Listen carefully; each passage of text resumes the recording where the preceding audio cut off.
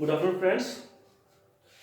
इससे पिछले वीडियो में हम लोगों ने पोटेंशियल के बारे में, potential and potential energy for one charge, for two charge system, for two charge system in external electric field, potential energy of a dipole in external energy electric field discuss किया था। आज हम जो discuss करने वाले हैं, we are going to discuss about the properties of the conductor. तो first of all हमारे जो आज का टॉपिक हम डिस्कस करने वाले हैं, लेट्स लिस्ट आउट दैट।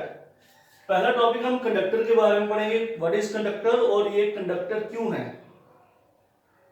क्यों मतलब which property make it conductor. Then insulator, after we will discuss about electrostatic of the conductor. Electrostatic of the conductor means एक कंडक्टर जब इलेक्ट्रिक फील्ड में रखें, जब किसी कंडक्टर को चार्ज दें तो उसके अंदर किस तरह के बिहेवियर होते हैं। जैसा कि inside the conductor electric field zero होता है, तो हम बात करेंगे क्यों जीरो हो जाता है। सरफेस पे जो इलेक्ट्रिक फील्ड होता है हमेशा नॉर्मल होता है, हम बात करेंगे क्यों नॉर्मल होता है। इंटीरियर में चार्ज हमेशा जीरो होता है कंडक्टर के। पोटेंशियल इनसाइड द कंडक्टर जो है वो कांस्टेंट होता है। Electric field at the surface जो है सिग्मा बाय एप्सिलॉन नॉट होता है। Charge inside the cavity is always zero, और इलेक्ट्रोस्टैटिक शील्डिंग, ये सारे टॉपिक हम आज सीक्वेंस में डिस्कस करेंगे। तो start with, let's start the first topic, what is the conductor. Dear students, definition same जो हम शुरू से पढ़ते आ रहे हैं, द सबस्टेंसेस और matter which allows the current to pass through it is known as conductor. The substance or the matter which allows the electric current to pass through it is known as conductor.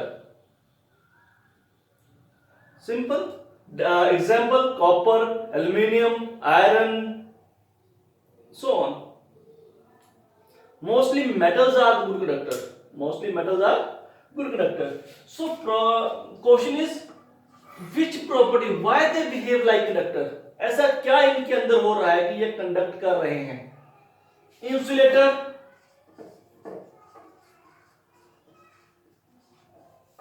which do not allow the electricity to pass through them. The substance or matter through which electricity cannot pass is known as insulator.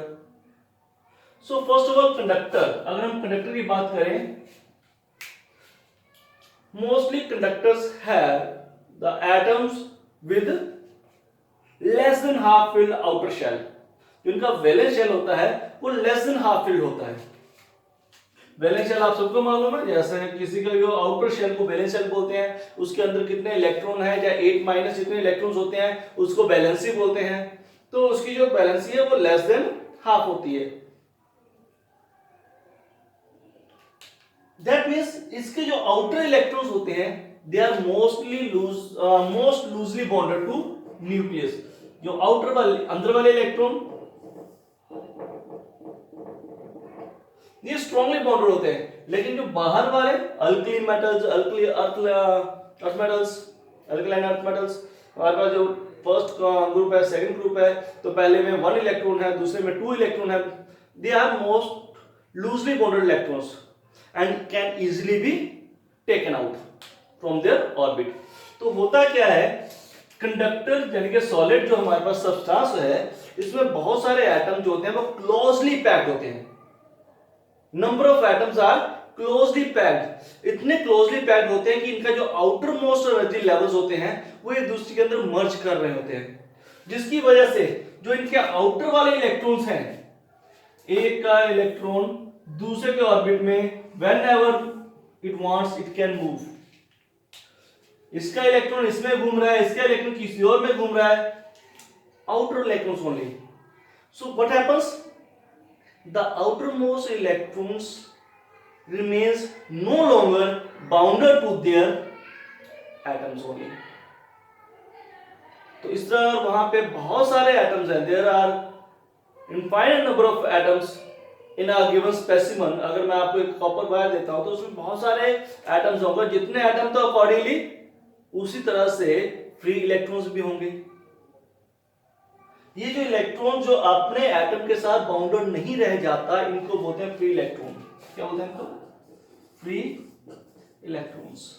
और free charge career,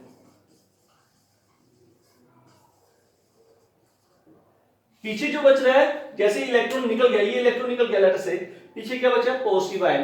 लेकिन ये positive ion क्या है? Nucleus और बहुत सारे electron. Positive ion it is bounded to the substance, ये immobile है, ये मूव नहीं कर सकता।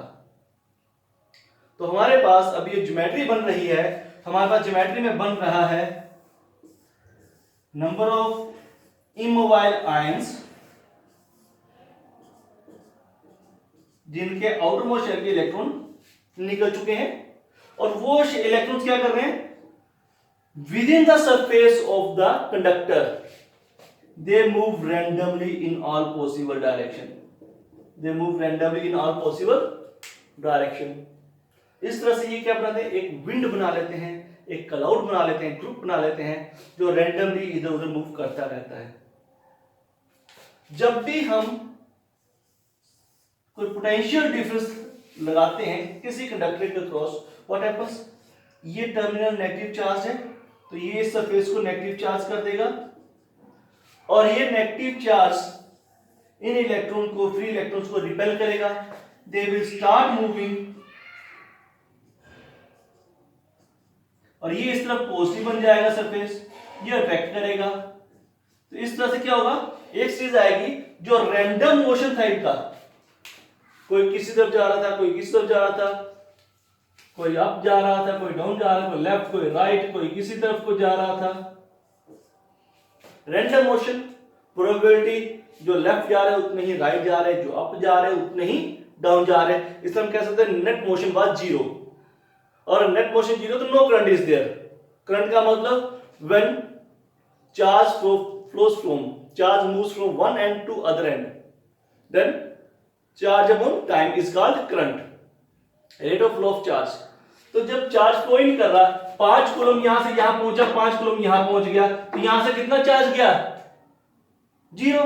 यहां कितना पहुंचा? जीरो। 5 कूलम इधर से इधर पहुंचा यहां पे, तो इधर से 5 कूलम इधर पहुंच गया, तो इसका मतलब इधर से यहां पहुंचा गायब हो गया, इधर से इधर आया तो गायब हो गया, अल्टीमेटली रही सिचुएशन सेम। तो no charge flows. Same happens in random motion. जब रैंडम मोशन है इलेक्ट्रॉन्स का, नो करंट इज फ्लोइंग, जैसे हमने इनको कनेक्ट कर दिया, सारे इलेक्ट्रॉन पे फोर्स लगा, सारे इलेक्ट्रॉन एक यूनिट डायरेक्शन में मूव करना शुरू किए, they got drifted toward the positive terminal. और जैसे वो पॉजिटिव टर्मिनल ड्रिफ्ट करना शुरू हुए, they start moving from one end to other end. जितने इलेक्ट्रॉन यहां से पॉजिटिव टर्मिनल एब्जॉर्ब करेगा, नेगेटिव टर्मिनल उतने ही इलेक्ट्रॉन यहां सरफेस में वापस दे देगा। तो क्या हो गया?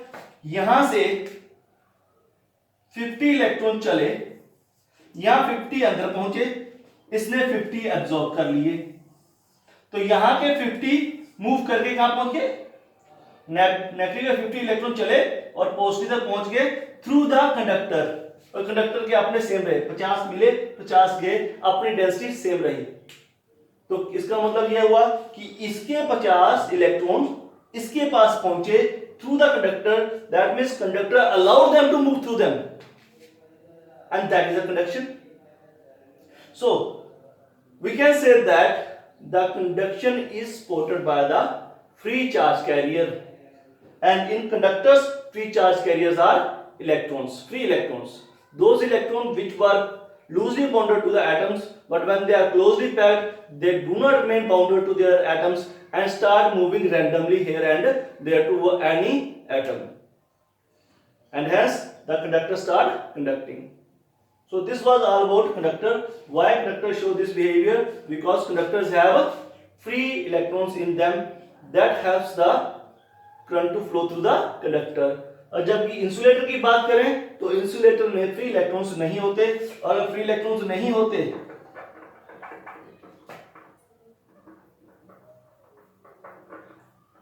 तो यहां के इलेक्ट्रॉन यहीं रुक जाएंगे, वो अंदर एंटर नहीं करेंगे, यहां से कुछ अब्सॉर्ब नहीं कर सकता, तो that means no conduction is there. जब कंडक्शन नहीं होगी तो no current flows through the substance, और हम इसे बोलेंगे insulator. So conductors are conductor because of presence of free electrons and insulators are insulated because of the absence of those free electrons.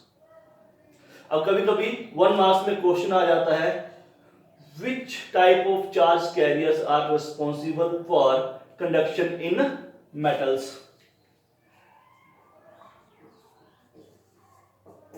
Metal में कौन है, किस तरह का चार्ज कैरियर है जो कंडक्शन में हेल्प कर रहा है, रिस्पॉन्सिबल है? तो इलेक्ट्रॉन्स की बात करेंगे। इलेक्ट्रॉन्स आ गए क्योंकि पॉजिटिव चार्ज आयन तो बाउंडेड है, वो मूव कर ही नहीं सकते। सेकंड क्वेश्चन आ जाता है which type of charge carrier are responsible for the conduction in electrolyte. अगर इलेक्ट्रोलाइट की बात कर ले तो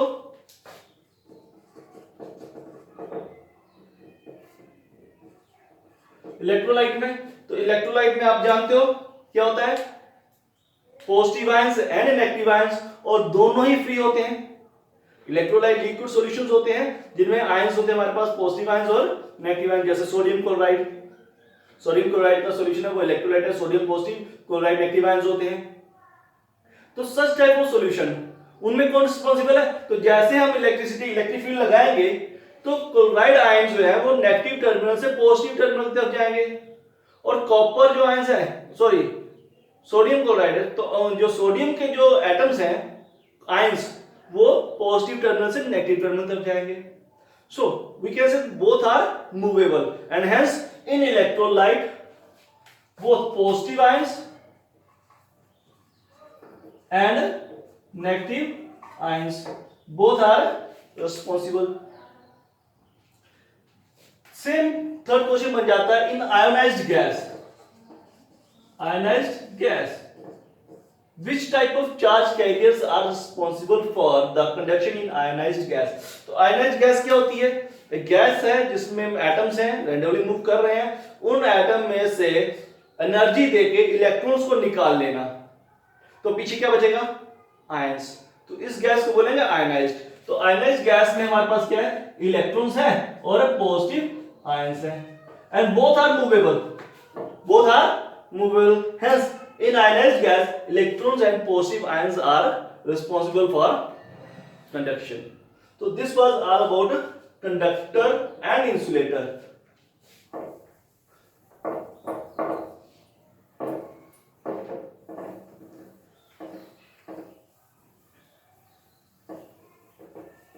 Dear friend, next we are going to discuss about the electrostatic of conductors.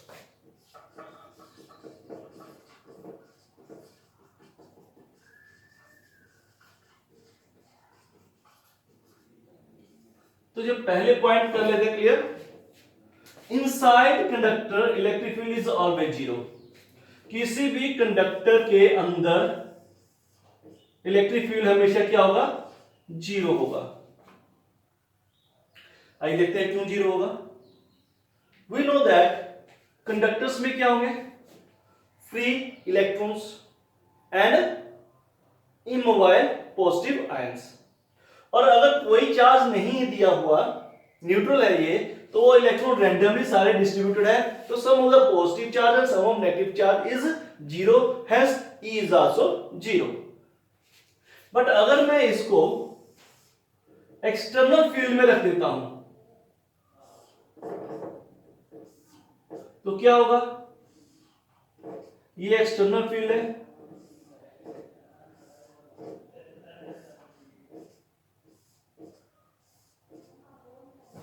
इस एक्सटर्नल फील्ड के पॉजिटिव जो चार्ज है, ये पॉजिटिव साइड जो है, इसके अंदर के सारे फ्री इलेक्ट्रॉन्स को इस तरफ अट्रैक्ट करना शुरू कर देगी, और सारे positive charge, centre of the positive charge will shift toward it, centre of the positive charge will shift toward the other and. तो हमारे पास अंदर क्या हो गया? ये साइड पॉजिटिव, ये side negative. Now let us से E एक्सटर्नल लिख देता हूं मैं इसको, is the external electric field, और ये जो चार्जिंग हो रही है due to this induced charge on the left face and induced charge on the right face, because of these induced charges there will be a electric field inside the conductor also, and that electric field I will say induced electric field. Now inside the conductor there are two type of electric fields I am getting. One is E external and one is E induced. दो तरह का electric field हो गया यहाँ पे, बाहर तो एक ही तरह का एक्सटर्नल, लेकिन अंदर एक्सटर्नल के साथ साथ induced electric field. E net जो अंदर बचेगा कितना हो जाएगा, E external plus E induced. Now induced electric field will always be equal and opposite to the opposite direction दिख रही है, will always be equal and opposite to the external field. Conductors में because there are number of free electrons, infinite number of free electrons, तो जितना इस तरफ positive charge होगा उतना ही नेगेटिव चार्ज डेवलप हो जाएगा. जितना इस तरफ पॉजिटिव चार्ज उतना ही नेगेटिव चार्ज डेवलप हो जाएगा, जिसकी वजह से एक्सटर्नल फील्ड और इंटरनल फील्ड दोनों का मैग्नीट्यूड सेम हो जाएगा and direction opposite. Hence E net will be equal to 0. So we can say that inside the conductor electric field is always 0, and this is also known as a defining property of the conductor. ये conductor की defining, conductor को इस form में define भी कर सकते हैं. Conductor are the substances in which the electric field inside the conductor is always 0. First property of the electrostatic, what is that? The electric field inside the conductor is always 0. Now come to the second one.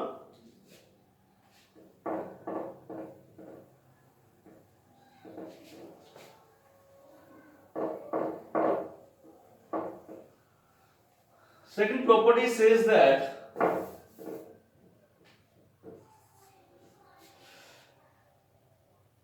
inside the at surface electric field is normal to surface. अगर कोई भी surface है उस पे letter से कोई charge दिया हुआ है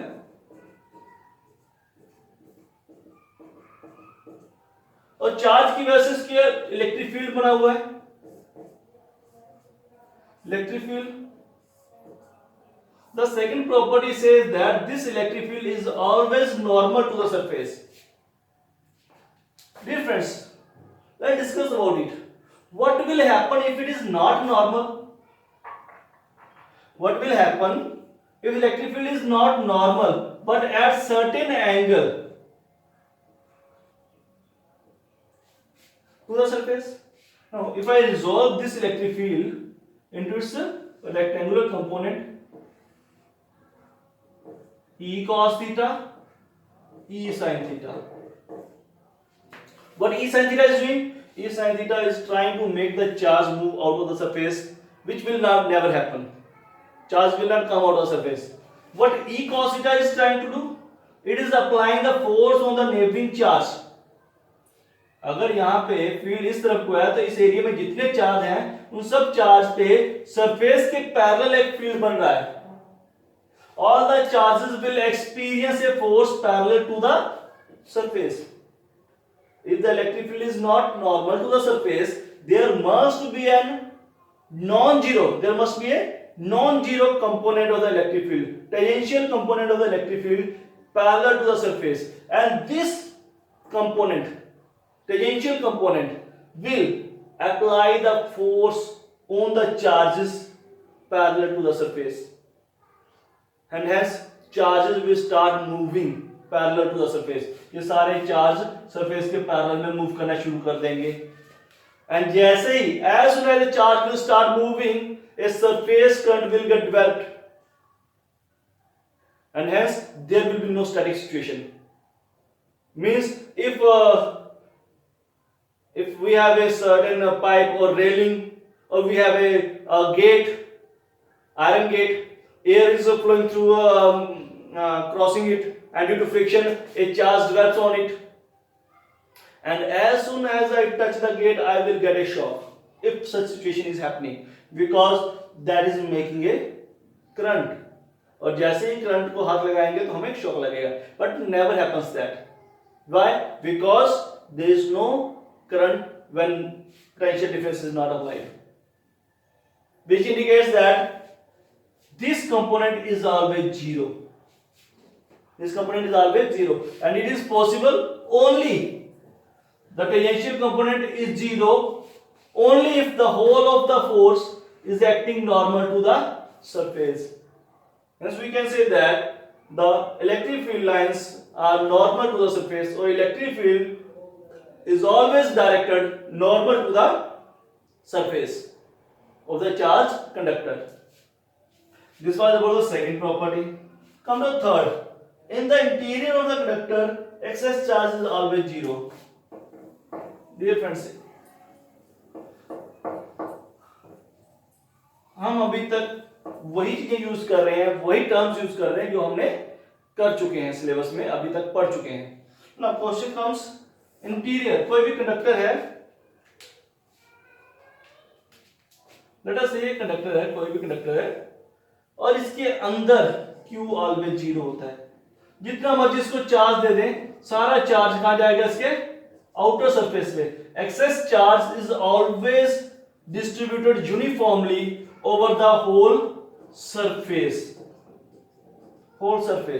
Inside the conductor, charge is always zero.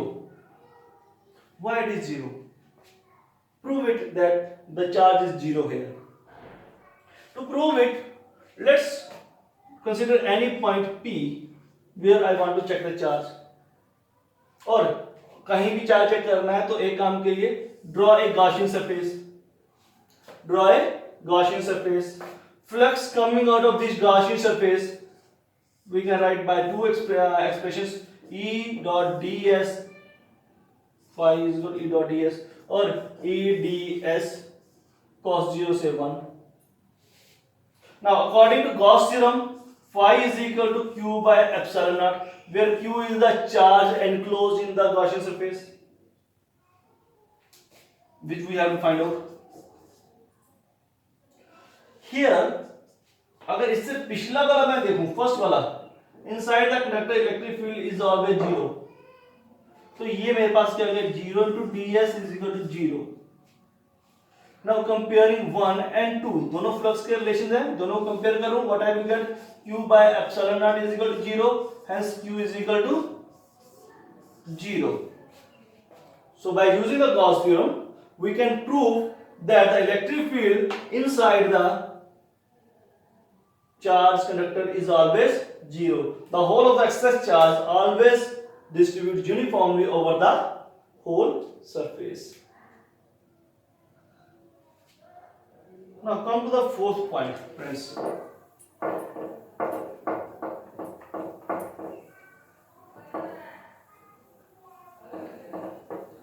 Fourth point says that potential inside the conductor is constant. कोई भी कंडक्टर है, उसके अंदर पोटेंशियल क्या होगा? कांस्टेंट होगा.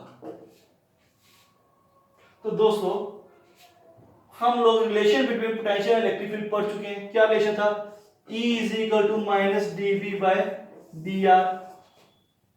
E तो जीरो होता है, first property says E zero, तो dV by dr is equal to zero.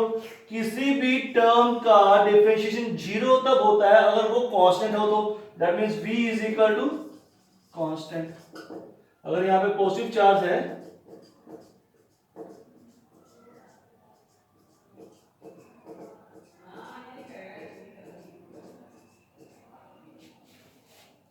अगर यहां पॉजिटिव चार्ज है तो क्या हो जाएगा?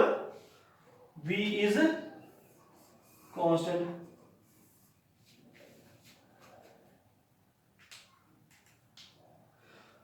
दूसरा दोस्तों साथ में लिखा है and equal to the potential surface, और ये कांस्टेंट वैल्यू कितनी होगी? जितनी सरफेस पे पोटेंशियल है. अगर आप लोगों ने पिछले लेक्चर सुने हैं तो हमने potential due to spherical shell find करने की कोशिश की थी. तो हमने देखा था चार्ज शेल के बाहर पोटेंशियल जो है वो 1/r² से जैसे पास आ रहे हैं बढ़ रहा है. On the surface it become maximum, and inside the surface shell के अंदर potential becomes constant and equal to the potential at surface. Region जो वहां पे था सेम रीजन यहां पे है कि पोटेंशियल अगर मुझे फाइंड करना है यहां पे, what will I have to do, I have to bring a unit positive charge from infinity to this point. जैसे मैं इंफिनिटी से मूव करते हुए उसको ला रहा हूं, because of this charge, this test charge will experience a repulsive force and I have to do some work to bring it here. तो यहां तक लाते लाते मैं जितना काम करूंगा, that will be the potential of this point, amount of work done by me in bringing the tester from infinity to this point will be the potential of this point। इसके अंदर जब मूव कर रहे हैं तो E zero है, E zero की वजह से क्या हो गया, फोर्स जीरो है, नो वर्क इज डन।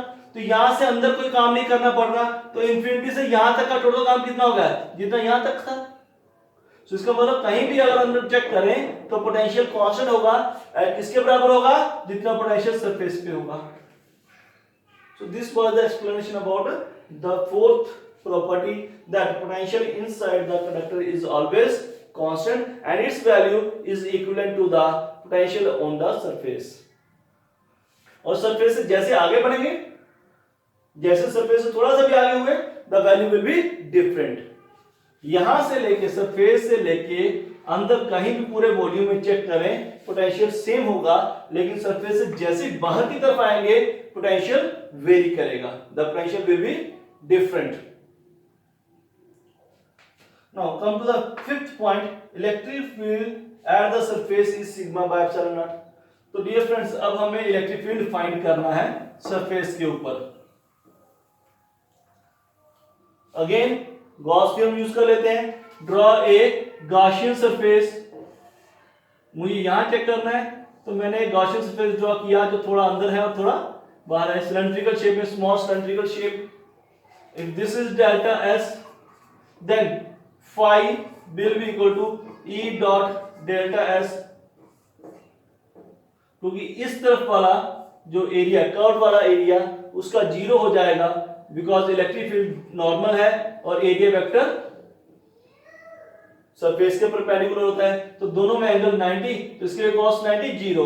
नीचे वाला फेस क्योंकि अंदर है कंडक्टर के और अंदर इलेक्ट्रिक फील्ड जीरो, तो इसका मतलब यहां पे E जीरो है, तो उसकी वजह से यहां flux zero, the total flux because of the single surface this one and that is equal to E dot delta S. और अगर मैं इसको डेल्टा एस ही बोलूं तो इसी पॉइंट की बात कर रहे हैं, E डेल्टा एस कह लेते हैं। According to Gauss theorem phi must be equal to, इसके बराबर हो जाइए Q by epsilon naught. Q तो पूरा चार्ज है, हम तो सिर्फ इससे डील कर रहे हैं। सो अगर इससे डील कर रहे हैं तो what we have to do, we have to find the charge on this element which is equal to sigma delta S. Comparing 1 and 2, E dot delta S is equal to sigma delta S upon epsilon naught. Delta S से delta S कर गया, E is equal to sigma by epsilon naught. This thing we have to prove, and we have proved that electric field on the surface is sigma by epsilon naught, because it is perpendicularly outward।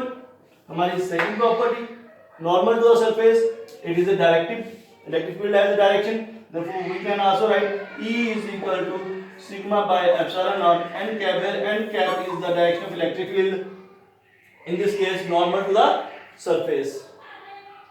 Now come to the last 6, charge inside the cavity is always zero. दोस्तों ये हम उसी तरह से prove करेंगे जिस तरह से हमने charge inside the conductor zero prove किया। ये एक तरीके शेल वाला केस आ जाता है। गॉस की थर्ड एप्लीकेशन में हमने ये फाइंड किया हुआ है कि उसके अंदर इलेक्ट्रिक फील्ड कितना होगा, जीरो, तो चार्ज कितना हो जाएगा। लेट अस से ये हमारे पास शेल है, this is the cavity. Cavity means hollow. Cavity का मीनिंग क्या होता है, ये अंदर से होलो है। ये कोई कंडक्टर है जिसमें पॉजिटिव चार्ज है और अंदर से hollow, due to positive charge यहाँ नेगेटिव चार्ज से इंड्यूस हो रखा है। इससे electric field will be normal to the surface.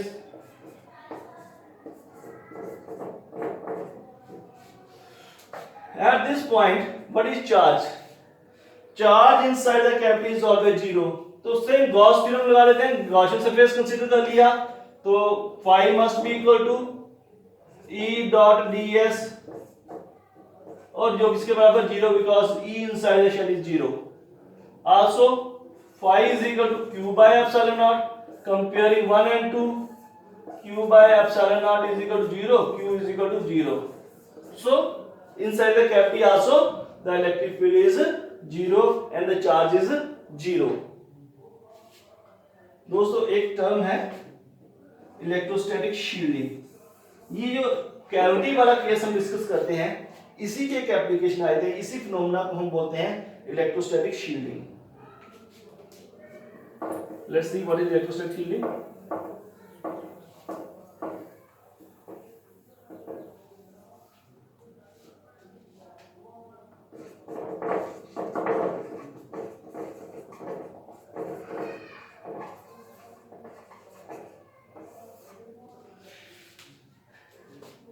Creating a region with no electric field is called electrostatic shielding.